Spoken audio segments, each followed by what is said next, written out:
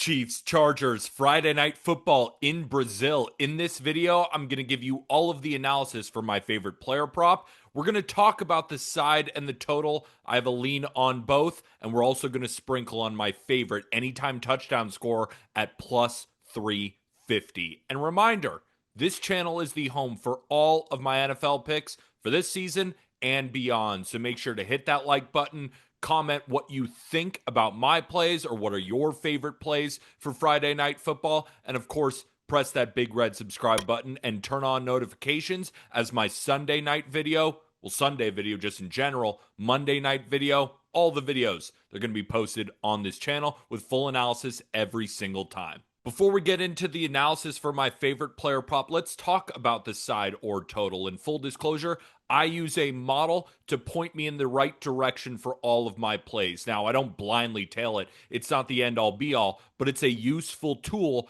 And right now, we're going to talk about what my model likes versus what my brain likes. And normally, when I make a play, not normally, every single time, my brain and my model have to align. The reason I bring that up is I make the Chiefs favorites of about 2.2.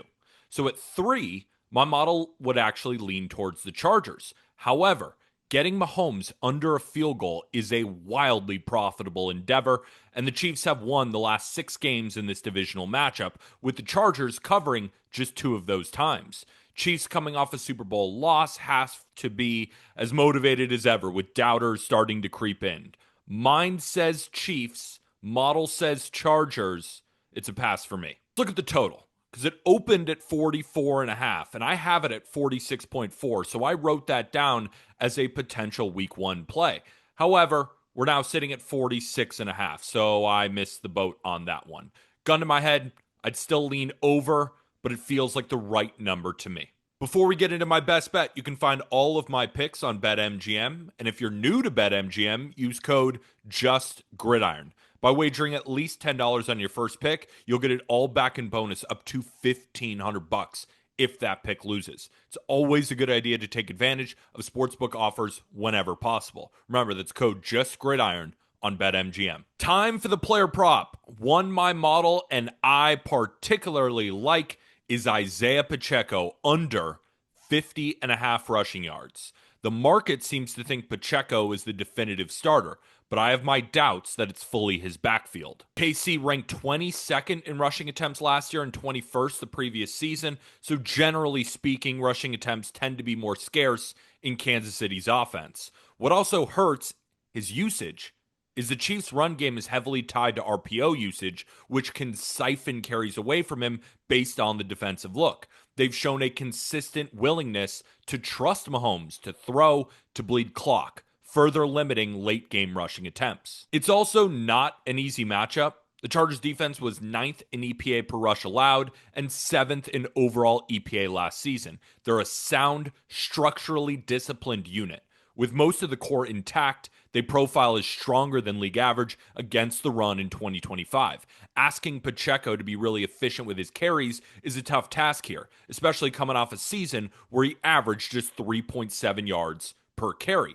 The Chiefs' offensive line has also seen a downgrade. They enter this game with a rookie, a left tackle, and a first-year starter replacing an all-pro. That's a meaningful regression in run blocking, especially against a disciplined Chargers front that has seen the Chiefs plenty of times. Now, Pacheco was banged up a bit last year. I know it, and you know it.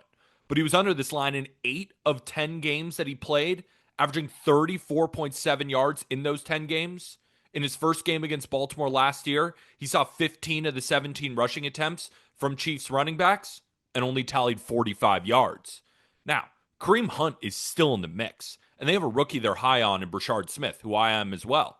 Elijah Mitchell has the potential to vulture a rushing attempt as well, and that's not even mentioning Mahomes, of course, rushing 4 to 5 times a game, or Xavier Worthy getting a carry or 2. But let's credit Isaiah Pacheco. Does look really healthy, and he's reportedly in excellent game shape. However, I see no indication that his role is going to increase to a level where he's getting the bell cow duties. So at 50.5, my model projects this to hit 64.27% of the time, giving us wiggle room down to 47.5 rushing yards for Isaiah Pacheco's under. Now, lines do move, and of course, I have no control over them. I wish I did, but of course I don't. But if you want to get my plays as soon as I bet them, the second I do, so you're always on the same line, make sure to join our Discord. It's just $10 a month, less than a price of a sandwich. And if you want to join for the full season, those packages are discounted as well. And again, another reminder, you can find that link in the YouTube description. But now it's time for the anytime touchdown sprinkle. We're feeding into this running back market again, as I think Kareem Hunt is undervalued here, while Pacheco is very overvalued. Due to this, I think Kareem Hunt gets in the end zone. He scored in 4 of the Chiefs' last 5 games. He has 7 rushing touchdowns in 13 games last year.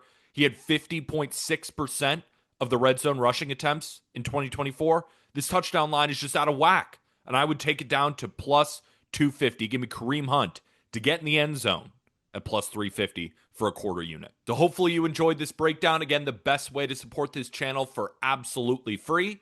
All I ask, hit the like button and comment anything about these plays. Tell me your favorite plays. I love the discourse in the comment section. Make sure to subscribe, and turn on post notifications, as my Monday and Sunday videos will be out soon. All we got to remember is, it's not gambling advice.